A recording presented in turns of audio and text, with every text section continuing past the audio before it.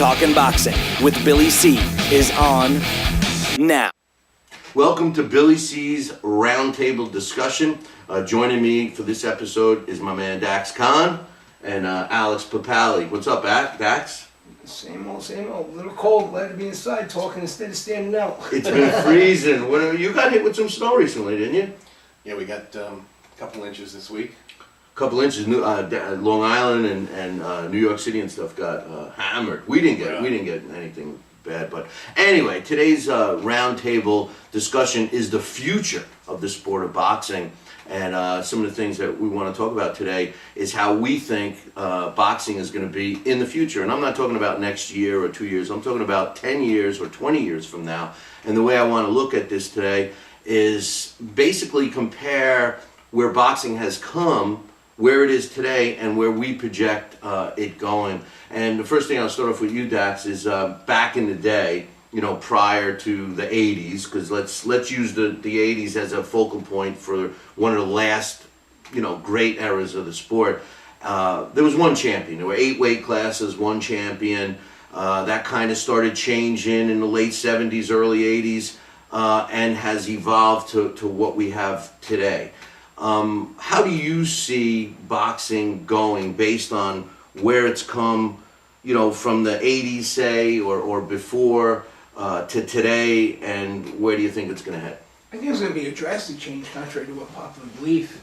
I think more or less what's going to happen in this sport is, one, there's going to be a little bit more of an entertainment value involved in it, kind of in a WWE type fashion, because people are enjoying more of the elaborate entrances, the trash talk. But then again, on the same side, they're going to get rid of a lot of the nonsense, and I actually think that we're going to see less world titles because, even the casual boxing fan is getting tired of it. They're getting tired of not being able to recognize. And the other thing that I think what we're going to see a lot more of is we're going to see a lot more fighters themselves more proactive in their careers, and we're not going to have so much more of the I'll fight whoever my promoter says. Fighters now are getting smarter. They become more educated. They're starting to learn lessons from people in the past, and so I think every fighter is going to be more hands-on with his own career. There's going to be more of a business aspect to it. It's going to be a drastic change. It's going to have to be because of the times and the way that boxing, the paydays are progressing. Everybody's going to want that payday, and they're going to do whatever's necessary to make that money. And nobody's going to be happy fighting for $200,000 when they're seeing guys getting $15, $20, $30 million. Well, those numbers. But before we get your thought on it, let's take what Daxx has just said and kind of give our opinions on it. First of all, the first thing that comes to mind, the entertainment value statement that you made. I agree with that, but then I'm going to throw back and say, well, about 15 years or so ago, they kind of tried, similar to what they're trying to incorporate again today, with HBO had that Box Nation or whatever it was called. What was it called? KO Nation. KO Nation. And they tried to incorporate, a fast hip-hop music with boxing and stuff, and it fell flat on its face. It seems like that's kind of what Daxx is saying now. It is going in that direction. Do you see that being successful, like Daxx says? I think Daxx has a point. Yeah, I think that those type of things seems that reality aspect of and creating not just fighters but characters. That does seem to there seems to be a market for that. I think some of the things that Showtime has done over this past year, and I think some of the things that that HBO has done successfully with the 24/7 show is sort of creating a bit of a sort of story within the story. For me, it's not all that interesting. To me, I'm more interested in the fighting aspect. But I think that, some young fans, that might be interesting to them, and it might draw them to the sport, because I think now there's little things like that they could get involved in and talk back and forth on Twitter or other forms of social media where they, join in with their friends, say, oh, did you see this scene in 24/7, or did you see this scene in All Access? And it becomes a little storyline that could help promote fights. Yeah, I do think that can help things. See, now, I don't mean to cut you off, but you see, I'm not sure. I don't know, and I'll tell you why, Daxx, and give me a thought. I think what these networks are doing, you mentioned it 24/7, okay, HBO, Showtime, ESPN this year has kicked it off. They're trying to do a little more. I don't know if they've increased their production budget or what, but they're trying to make, it all boils down to one thing. All these networks are trying to make it more interesting for the viewer. It's being geared to the viewer. So if throwing in a 24/7 type show leading up to a big fight is going to attract viewers, or like what ESPN is doing now, they used to do that thing with just Teddy Atlas, the game plan. Now they're even taking it a step further. They're doing commercials for the event and stuff. I think they're all trying to get to the the video, the end user, the TV viewer, but I don't know if ticket sales are gonna make, does somebody buy a ticket for a fight and say, hey man, I got some good seats for this fight, and by the way, there's a concert afterwards, or vice versa. Is somebody gonna say, hey, the band that I like is playing, but we got to sit through a boxing event? I mean, is it really gonna work? When I said more of an entertainment value, and there's no right or wrong answer. I'm just, but I'm saying now we get to bounce it back and forth. When I referenced the WWE as people with characters, I did that for a reason, because right now, contrary to popular belief, where's boxing the biggest right now is over in Europe, is where boxing it thrives the most, whether it be in Germany, in England, anywhere in the UK, where fans really, they gravitate towards their fighters. And if you notice, all those guys out there have great ring entrances. The Klitschko's, Vitaly Klitschko probably they have the Scorpion, the Scorpions play for them in between rounds. But I mean, Vitaly Klitschko may have the greatest entrance ever. You can look it up on YouTube when he came back from his retirement and he had all the heavyweight champions coming up as holograms. Oh, that was. Wait a minute, the greatest entrance ever had to be Prince of all his entrances. Yeah, but when he came in on the flying carpet, come on, I mean that was the best. But that's what I mean with the entertainment value, because you know what, that in the business aspect, that brings the people that are the casual fan, because you know what, they're gonna come in. Alex doesn't need them. He doesn't want them around. This I don't need them either. I think you're right. I think it's important. Also, because promoters, I think, are going to encourage it, because the stinker fights. How many times are people complaining these undercards or even the main events don't live up to it? At least you know what? Hey, the card wasn't that good, but you know what, man? That ring entrance was something to talk about, wasn't it? I think that end of it, I agree with. I agree with you on that. I think that the WWE reference, a little more flash and stuff, I think it basically helps the fan relate to the fighter, maybe. I don't know. But as far as the fighters taking more of an active role in their career, I don't know if the current structure of our sport will really warrant that and make it work. I know that we have an exception with Floyd, and I know people are going to try to emulate him, but what we also see with Floyd is we see one or two guys, a la Al Heyman, that seem to be controlling the fight game. Who fights who, which team you're with. So I think that has an important part of what we're going to see in the future. What do you think, Alex?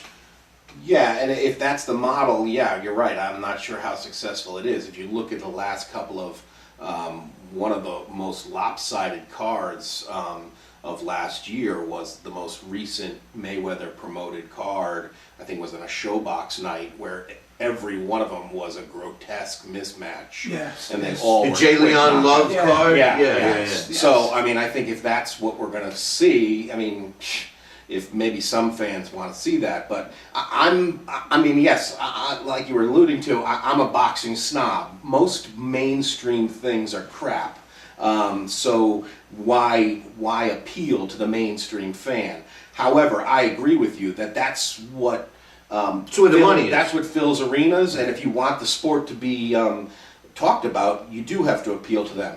So you're right. I'm willing to suffer through some of those. I mean, not that it's huge suffering, but to tolerate these elaborate entrances or something, because some people do want that. But I think that you are risking the danger, like you were mentioning, with some of these matchmaker type, Al Heyman as an example. If what the strategy they continue to pursue is to pad the records of their fighters, then yeah, what people are paying to see is somewhat manufactured, because I believe, and I think you guys agree, great fights sell themselves. They sell themselves because the matchup is dangerous, because there's risk.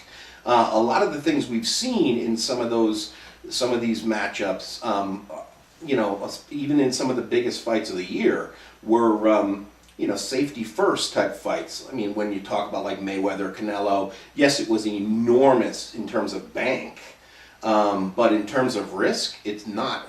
That fight was sold because of how much they marketed it, and because both guys are have big audiences. It wasn't a big seller because it was a great matchup. At least that's what I very strongly believe. Well, Dax, the thing is this.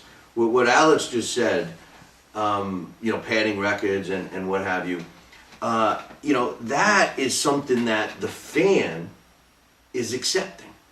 They're accepting that. They're still paying for the pay-per-views. They're still buying and paying for the extra, whatever it costs a month to have HBO and Showtime. And they're letting it happen. They're not saying, no, I'm not going to watch it anymore. And in a way, that's this episode of our discussion is about that. If that continues, and you mentioned WWE before, and I agree with you. I think that that kind of flash, but just like the WWE, where you know who's going to win and we know who the champion is that what we're going to eventually end up with the sport of boxing? Because if that's what's selling, if safety first, like you say, is the key, and we build up records, we've seen it with Deontay Wilder, you and I were talking about it earlier, we see a guy that hasn't fought anybody, he's ranked at #1, and he's in line for a title shot. Everybody that's his fan thinks he's great because of the because of the knockouts, and he hasn't fought anybody. What is that telling us? I just, again, what I hate to keep referring to and sound like a broken record, I do it on the show all the time, is Europe.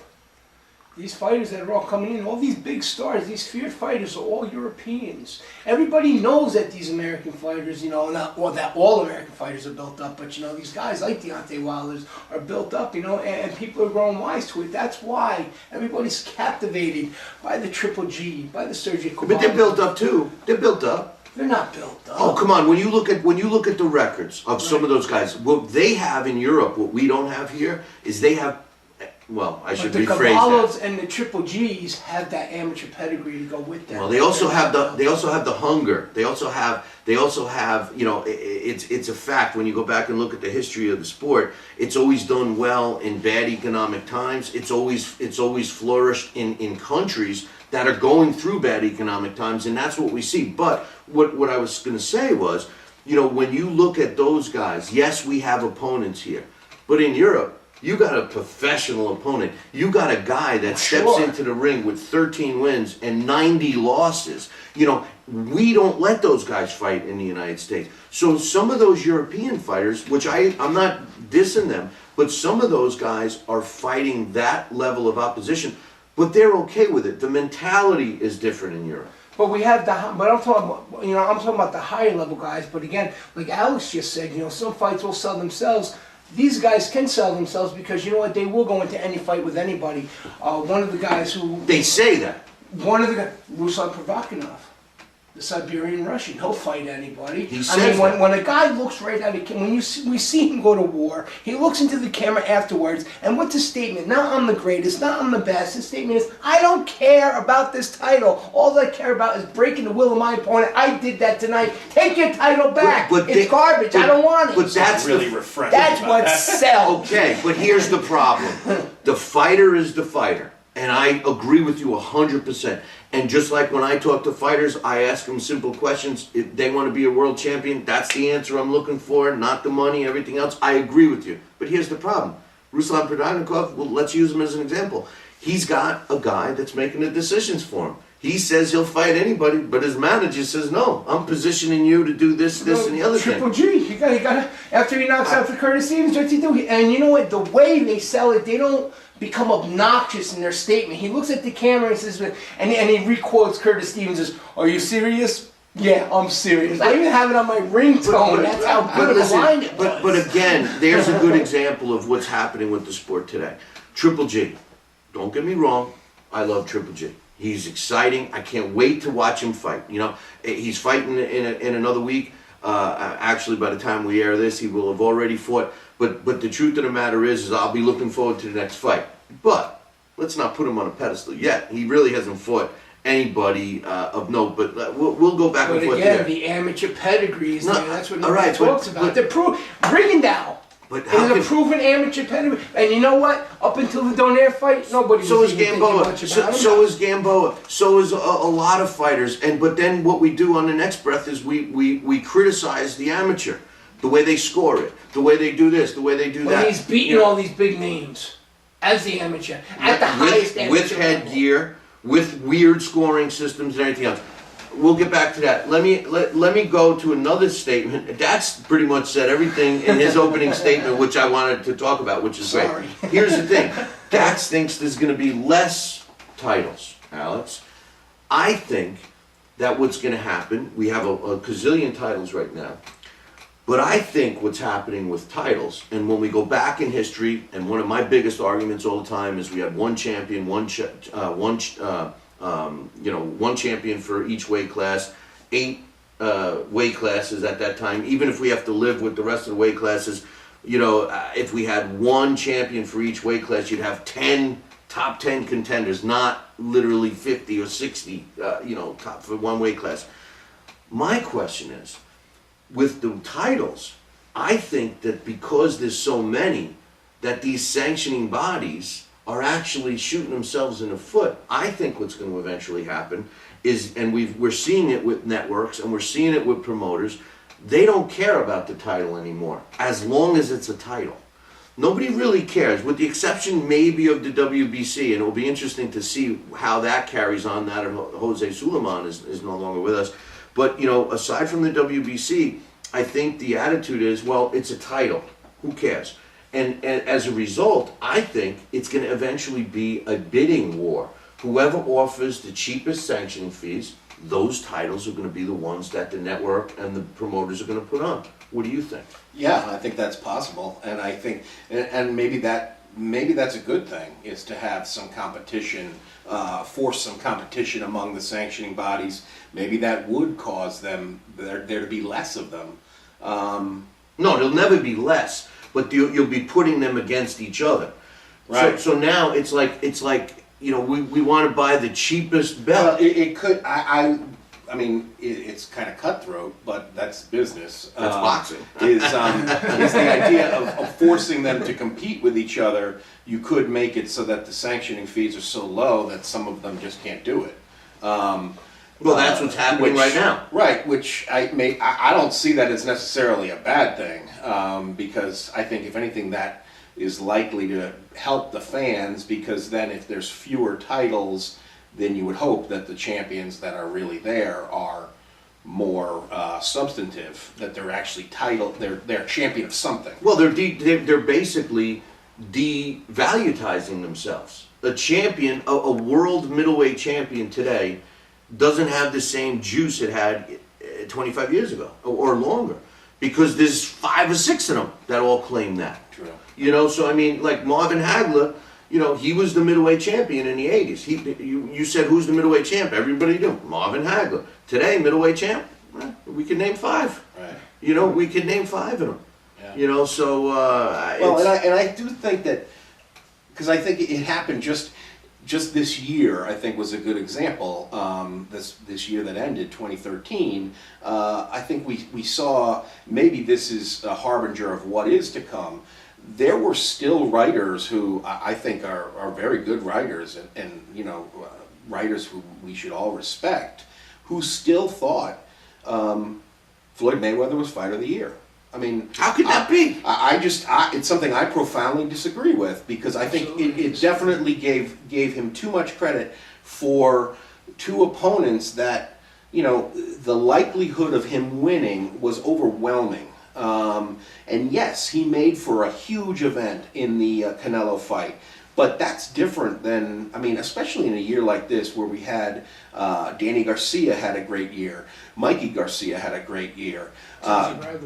Gennady Golovkin, I think, became a star this year. Sergey Kovalev is a destroyer. And yes, my choice would have been Timothy Bradley. Or my choice actually is Adonis Stevenson, because I think he had the best credentials going into it.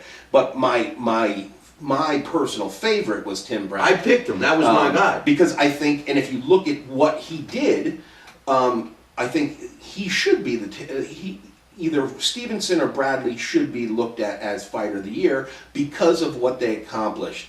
Both Stevenson had avenged his only loss on his record by knockout, and then he scored 3 other knockouts, one of which toppling the best guy in the division in a round. Yep. And then Tim Bradley went life or death in the fight of the year against Ruslan Provodnikov. He didn't have to. That was the impressive Right, part. and then not only that, he could.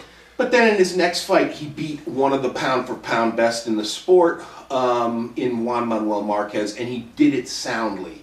So, I mean, to compare those two guys, Stevenson and Bradley, compared to the credentials that Mayweather had for 2013, to me, it's just, there is no comparison. However, like I said, there are writers that, are some of the best in the sport who did think it was enough to give the guy Fight of the Year. So yeah, I think we are looking at a potential that 20 years from now, people might, it might be rarer that people look back at the 80s as the best it ever was. They might look at different times. Do you see that trend that we all hit on here? What was the trend that we all, on everything you said and I said, what was the trend? Without any of it, including Tim Bradley, Floyd Mayweather, any of it, without fighters outside the United States? Listen, the pool of fighters, the reason why, and this has nothing to do with the future, well, maybe it does. The reason why there's so many more fighters that are coming here from other countries is because the pool of fighters here in the United States is diminishing. The young kids that would potentially become an amateur fighter and then eventually turn pro, they're picking other sports. They're going into football, they're going into baseball, they're going into basketball, etc., etc. Mom and dad doesn't want them to go to boxing. Now, you and I discussed one time about the head injury. Now, football is getting a bad rap, and they're showing you statistically that boxing, if taught correctly, and wearing the proper headgear and wearing the right gloves, is actually safe. I just want to go back to the future here for a second and talk a little about the way the fans are looking at the sport. We've been talking about a lot of things here, and one thing that is a daily pet peeve of mine is the fact that today's fan seems to accept what we're talking about. These coddled fighters, the setup kind of fights, the undefeated records, like we mentioned, Deontay Wilder. I think it's an illusion that he's a quality fighter just because he's 30-0 with 30 knockouts. And the fan seems to accept that. What is that going to change? Because the fans are like back in the day. You had to fight the best. If you wanted to be the best, you fought the best. How is that going to change our sport in the future, that the fans themselves are more accepting of, fighters, multiple champions, padded records, etc., etc.? What do you think, Daxx? I disagree about that. I think, the fans, maybe, the casual fan, when I say casual fan, I mean, the ones that follow one or two fighters, not the sport as a whole.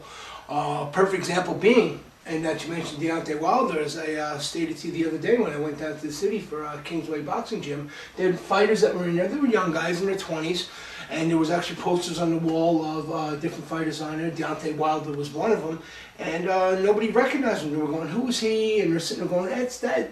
What's his name?" And the other guy's going, yeah, he was an amateur.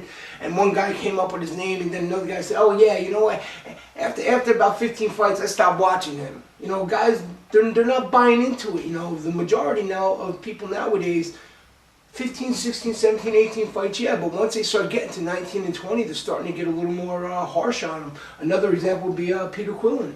As high hopes as everybody's had. Now the fact that, and you mentioned earlier about the middleweight championship, now people are starting to really get on Peter because he hasn't fought any of the top guys now. All his opponents, his defense has been against smaller guys, little guys, and now they're starting to demand that he raises bar to get up there with the Sergio Martinez, or, you know, they want to see him in Triple G because they want to see who's the legit one out of all of this stuff. Yeah, I think the fans are starting to, nowadays, listen, put up or shut up because of, we're not paying our money out there to see nothing. Yeah, but you see, that opens up a whole nother ball game. We got the promoter wars. We got the network wars. So now they're even accepting. Daxx disagree with me, but I think the fan is very accepting of those types of padded records and everything else. Now we take it another level, Alex. Now we all are starting, and I find it myself talking on the show. You know, I know somebody says, "Hey, who do you want to see Danny Garcia fight next?" Well, geez, there's a lot of fighters I'd like to see him. Oh, wait a minute. I can only really look at the Golden Boy fighters because he's not going to fight a top-ranked fighter, or maybe one of those other promoters that might have a fighter, you know, and then you say, oh, wait a minute, he's got a contract with HBO, and that fighter fights on Showtime, we're not going to see that, you know, so I mean, some of the fans today, they don't even look at those fights. You know, is it going to get that much worse?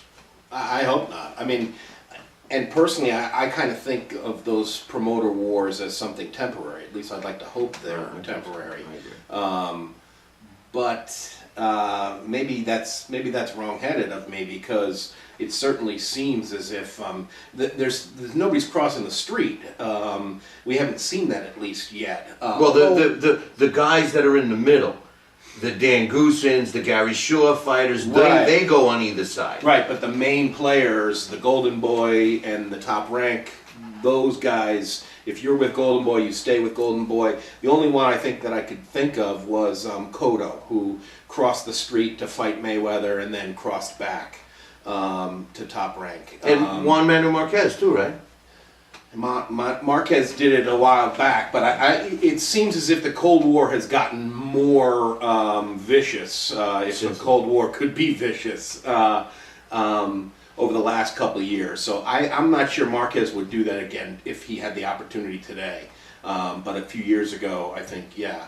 And Mosley, I guess, was another one who did. Robert Guerrero right now is trying to. Yeah. So I don't know. I mean, to me, that's probably more problematic in terms of the future of the sport, is if those kind of things happen more often, where unfortunately you have a guy who he's not only is he maybe just the champion of a certain region, but he's only the champion for this promoter. Right. And there's another guy in the same division who's the champion for this other promoter. That would be really sad if that's how the sport shakes out, 15 years from now. But I think there's other things that are also interesting of what will happen, 20 years from now, especially with PEDs. That makes you wonder. And with medical procedures, I mean, I think that was something we talked about just this week, because we did a couple of guys in a row in the Blast from the Past of guys who had horrible eye injuries. And then when we did Sugar Ray Leonard recently, Sugar Ray Leonard, if the eye injury he suffered, if that had been the 20s, it probably would have been career-ending. Well, he was the first, right? To really Yeah. come back from a detached retina and fight? I think he was the Yeah, first. so I mean, I think Successfully. that's the kind of thing that maybe, and I think even in war, you've heard the same kind of thing. In the Iraq War, the medical advances have made it so that more lives are saved quicker. And I think that those kind of things, it's certainly possible that we might see some of those kind of things in our sport. If guys, if we at least pay more attention to potential injuries and stuff like that, and maybe you could help guys quicker.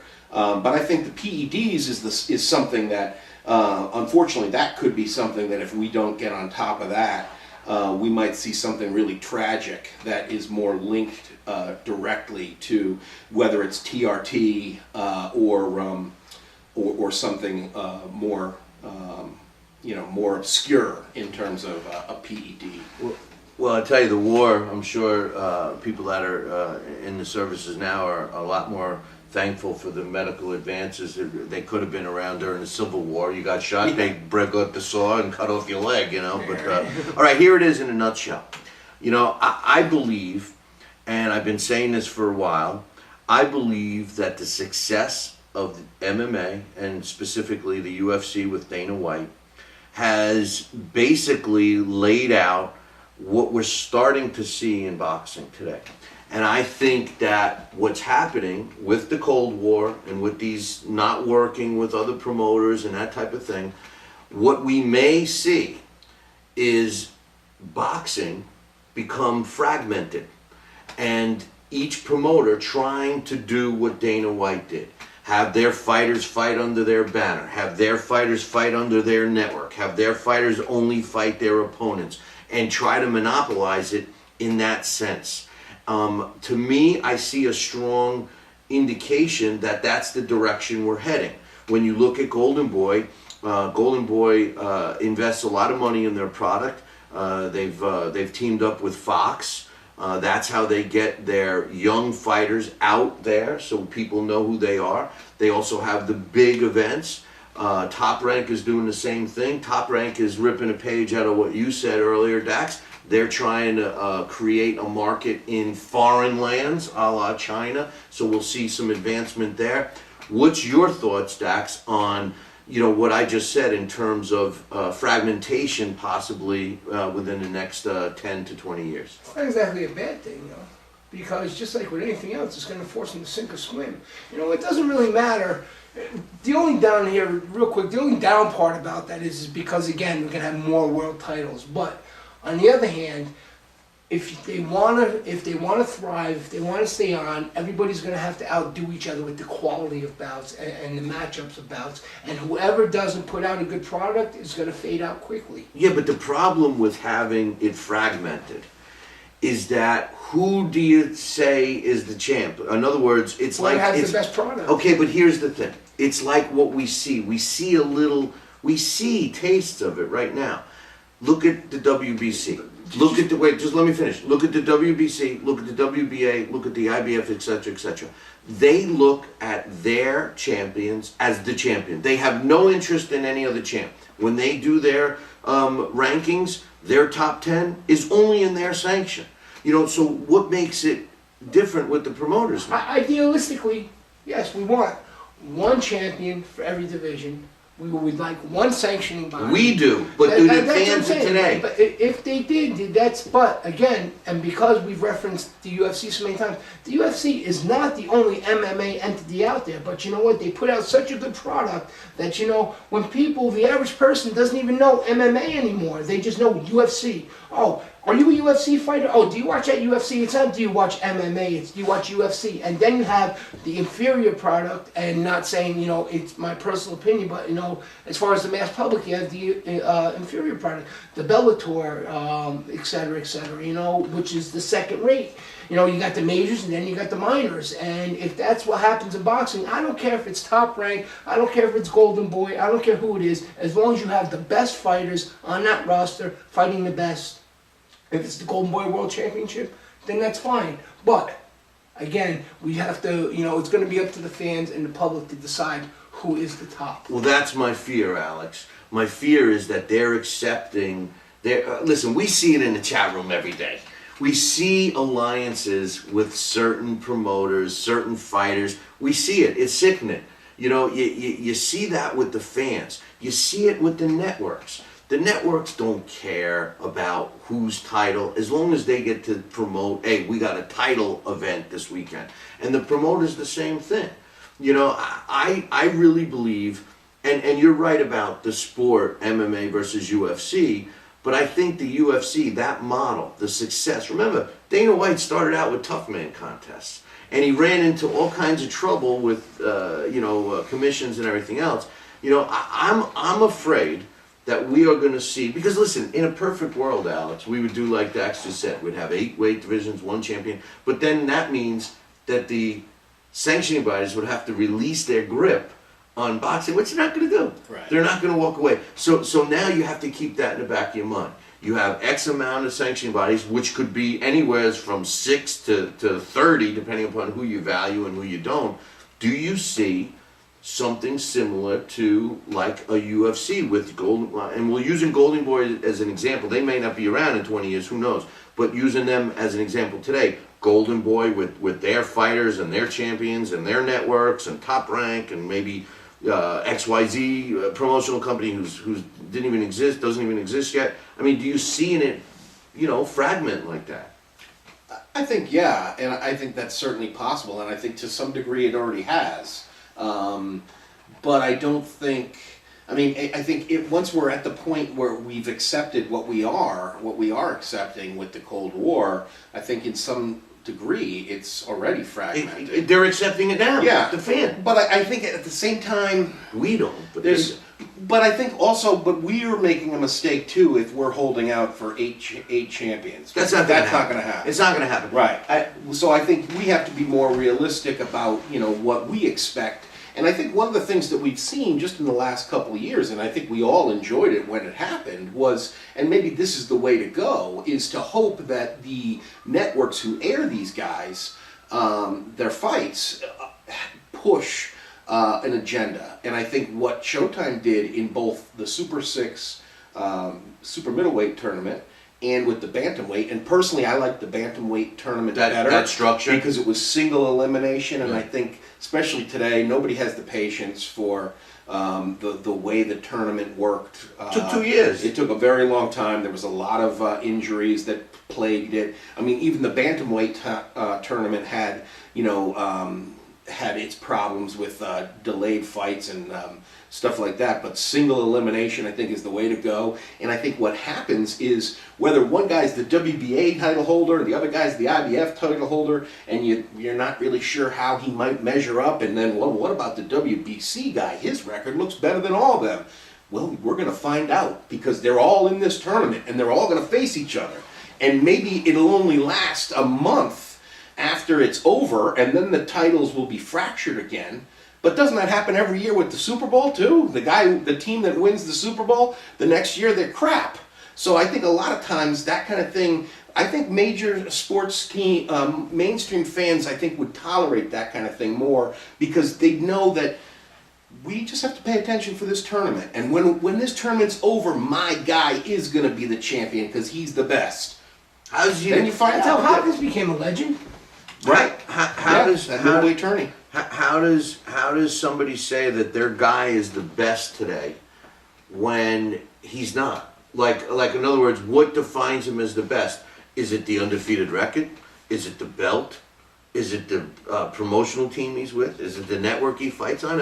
How can I you would say it's even more simple than that. It's just enough people in unison saying it loud enough and often enough that everybody agrees. Okay, so that we means, see that in politics. In this country, that happens a lot. I was just going to say, so that means whoever's got the most money, whoever's got the most campaign money, is going to be the champion. Whoever's going to buy the belt. Sadly, in this country, I think that's the way it happens. That's a shame. Let's put it this way. Two guys, Bernard Hopkins and Manny Pacquiao, managed to become pound for pound best in the world, not holding any real legitimate world title. Manny Pacquiao for years went without a world title. He had minor titles, but the minor titles didn't count, and he was a star. Well, he had all those titles. He was the only guy to have them. But they were just, he didn't care. They came and they went, and the fans recognized him because he was He kept same thing moving with up, Bernard. moving up. Bernard moved up to light heavyweight. He really, for the longest time, he didn't have anything but the Ring Magazine title, and that's the only thing he recognized personally. So it's in the end, it depends on the quality of opposition that you're fighting, in my opinion. Right, and I think unfortunately, I say unfortunately just because I think that it's easy to lose hope. But I think you're absolutely right in the sense that we have to, as long as those kind of things are happening, we got to trust that if that's happening in front of the fans, they're able to look at it objectively and say, wait a minute, I'm not going to fall for this. I think that's the same thing even with politics, unfortunately, is that you can't guarantee that people are going to do that, but at least I believe that if people are presented with the whole story, they're going to make the right choice. If they look so. like yourself, I know you personally, that when you have an issue that you want to look into, you research it. Does everyone do that? So the answer is no. Not everyone does that. You know, if I said to you, Dax, that I had an idea that could make a league, because let's face it, one of the problems with the sport of boxing today, you mentioned Super Bowl, we alluded to other sports, one of the problems with the sport of boxing is there isn't a league. There's nothing that unifies everybody. You and I know from working on my book that boxing hasn't changed much in 250 years. It hasn't changed much in the sense, yes, maybe the rules have changed a little bit, but the way the bouts are fought, the people, the players involved, the crooks involved have not changed in 250 years. Yeah. You know, it's the only sport, you know, if you're gonna do something under the table in football or basketball or baseball, you need to kind of get a couple of people involved to make it happen. In boxing, you only really got to get to one or two guys. Either one fighter or a referee or a couple of judges, and you can sway it. You know, my question, Dax, is this. If I was able to come up with a way, and I said, I have a way that we can create a league for professional boxing that would unify the sport, it'll keep the major sanctioning bodies in place today. So you're not asking any of them to walk away from their cash cow. And it will also keep promoters where they are, with one exception, that they would have to be willing to let their fighters fight, you know, another promoter's fighter. Would it work? No. Why? Because somebody's always going to find a loophole, and ego is always going to overcome everything. Ego and greed's going to overcome everything. Well, do you think it could work?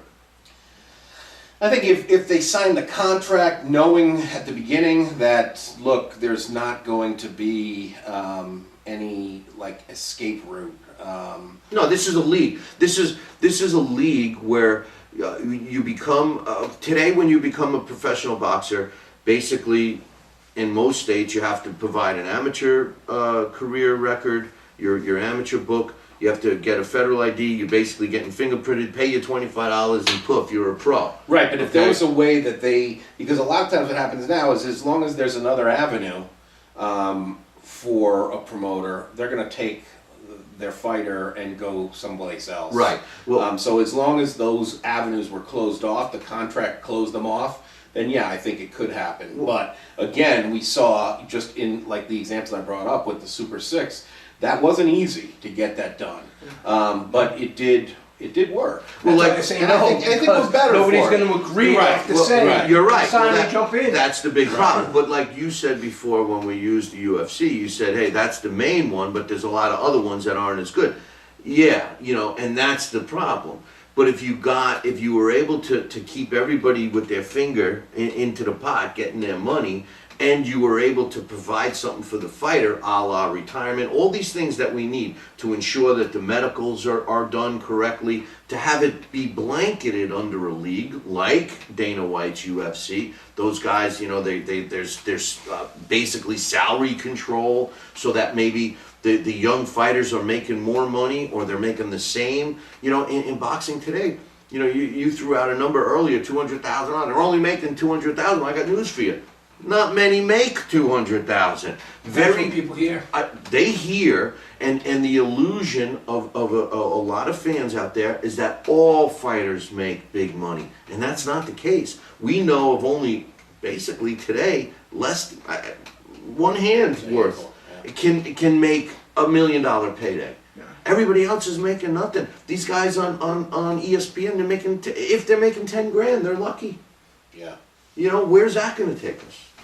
Sure. In a nutshell, what's the future going to be like? What if I'm around 25 years from now, what's boxing going to be like?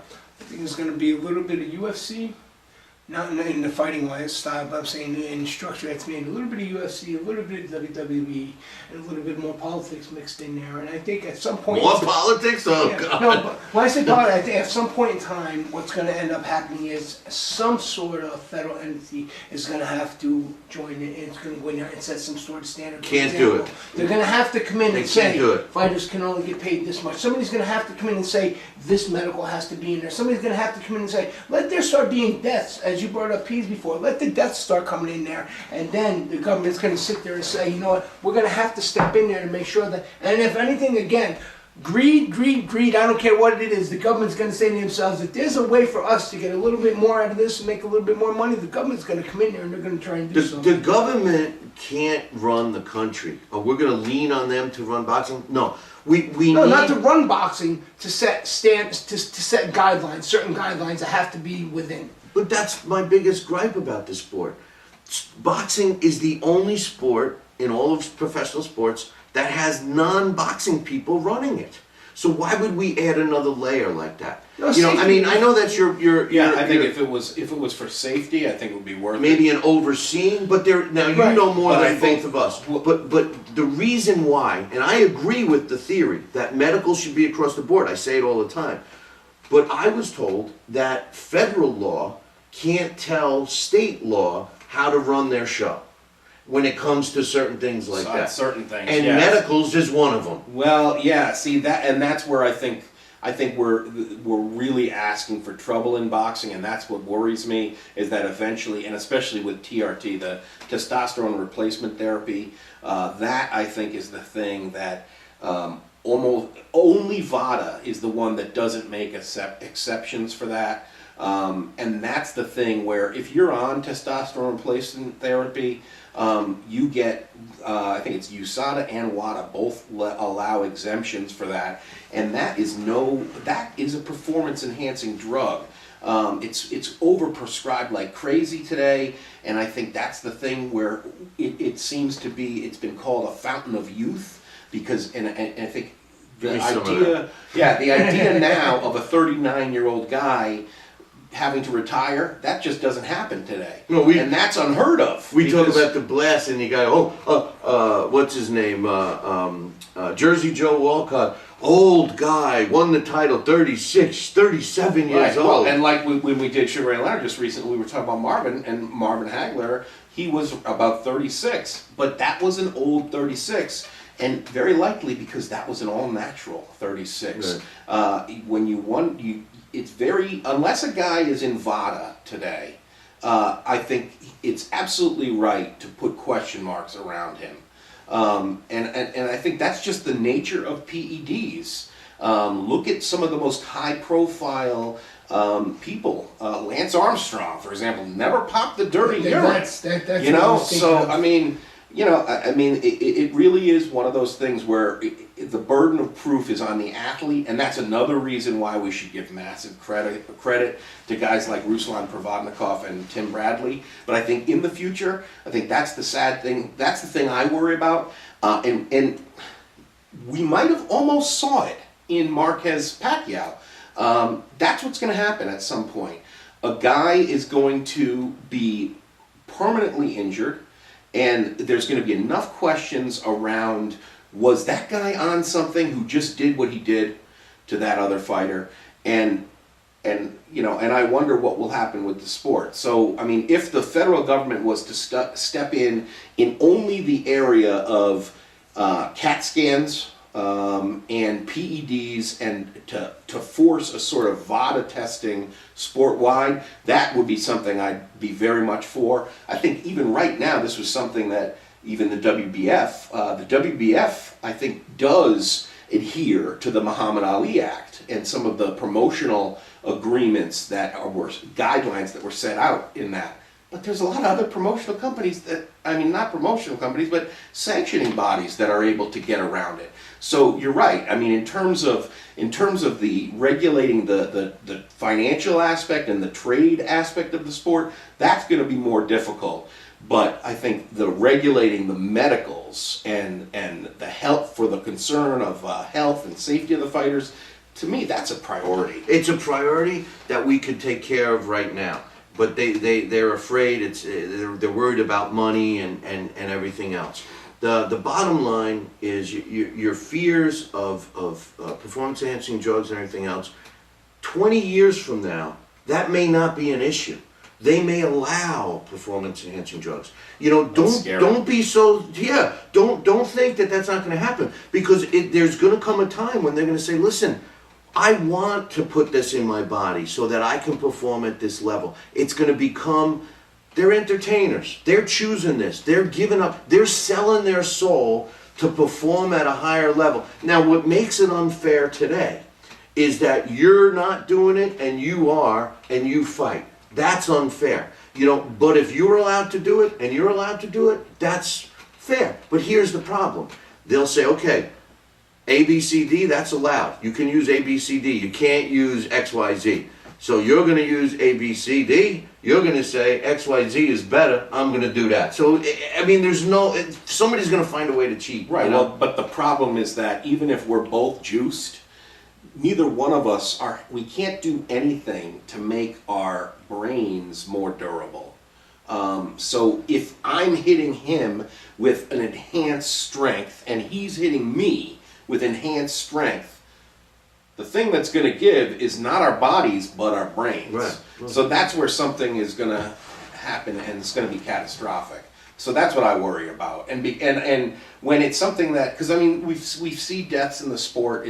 To some degree, it is, it's something that's going to happen. It's an extremely dangerous sport. But I think if it was something that was in a high profile bout, and there was enough, even if there was enough question marks around it, like there was in Mayweather-Pacquiao 4. I mean, Pacquiao-Marquez 4. Yeah, what am I They haven't even thinking? talked on the phone Like they've 4 times. They've talked on the That's phone not wishful 4 times.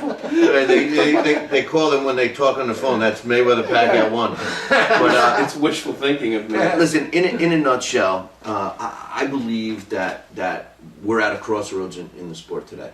I think that over the last 2 years, we've seen a humongous resurgence in the sport. We saw it coming on, and last year, 2013, was beyond any reasonable doubt. Anybody that, whether they're a diehard fan or just a casual fan or whatever, boxing has hit it again. I mean, I'm seeing sections in newspapers now with boxing, which we haven't seen. I just saw Newsday, which is a paper out of Long Island.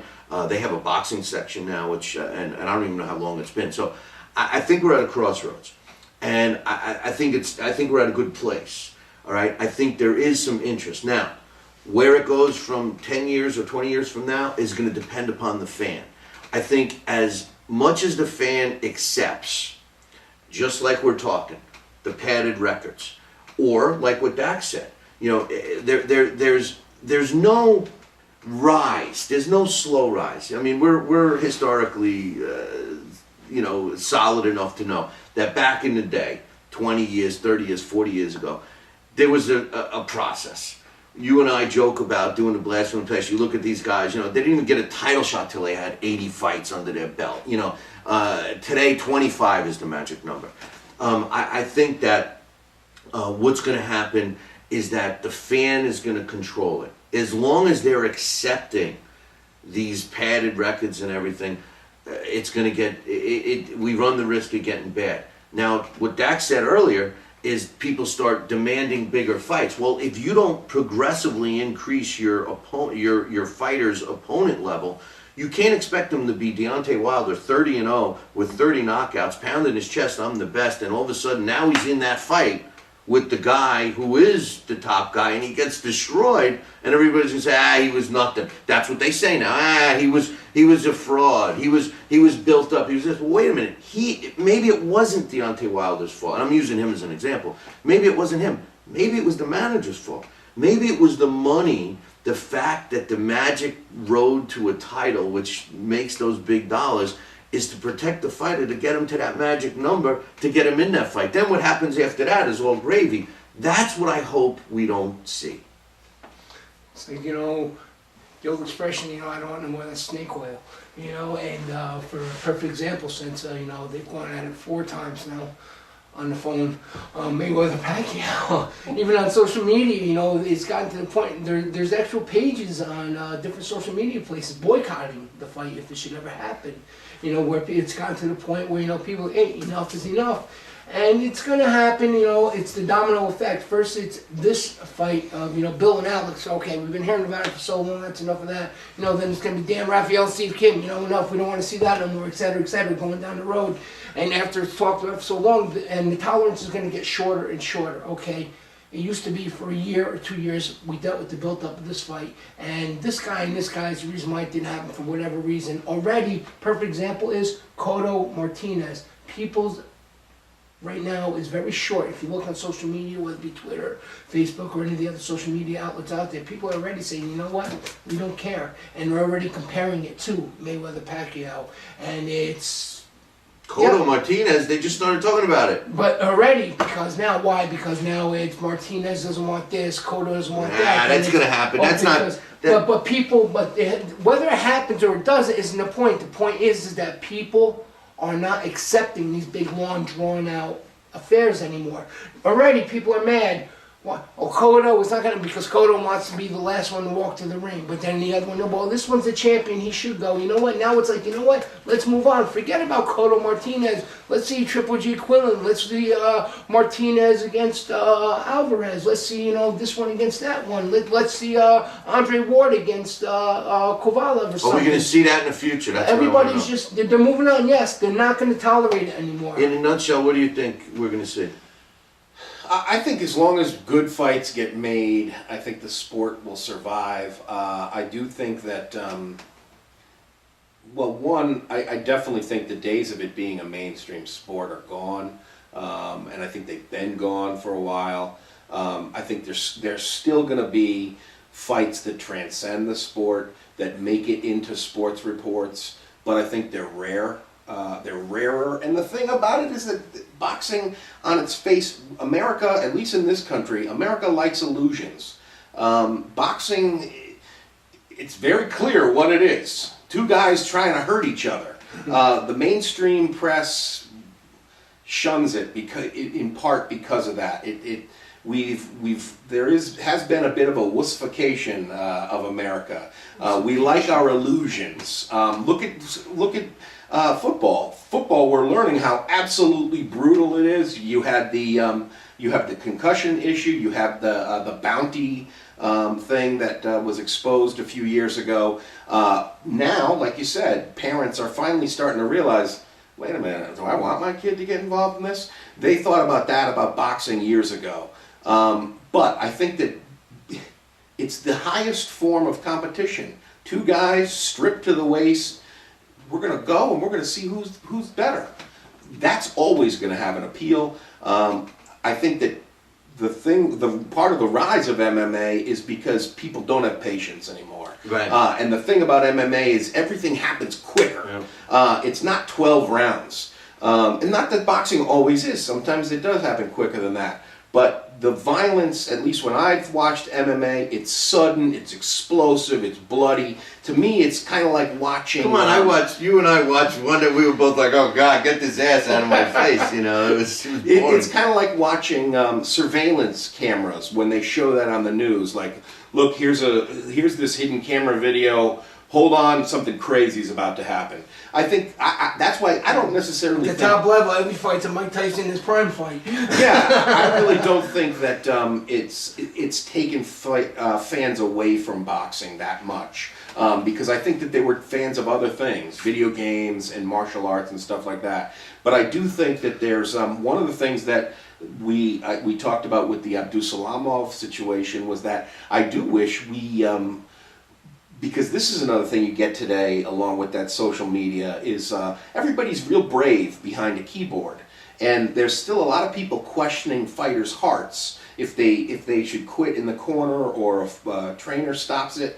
I think that that's one of the good things about MMA is it took some of the stigma away from calling it a night. The whole idea of the tap out is something that I wish boxing would embrace. I think a lot of fighters would be better off because of that. Yeah. Because there's sometimes where, you know, hey, As long as there's Twitter and Lou DiBella has access, there'll be no tap out in boxing because he will let you go on your contract in the middle before the next bout even starts. Well, I tell you what. Well, see, there's an exception because that was an example where I think he had a point. And I agree. But you're right. There's other nights where. I think that falls on the burden. To wrap it up here, I'm going to make a bold prediction. I think that boxing will get back in mainstream sports, and the reason why is because I think that there are a lot more people getting into it today.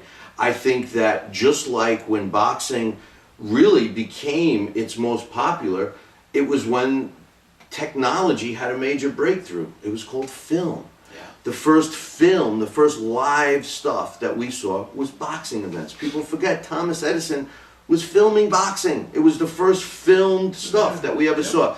With that in mind, I think the advances that we have in technology, a la webcasts and all of this, whatever I want, I can get on any device, my phone, my TV, my handheld, my computer, whatever. I think that's going to help our sport.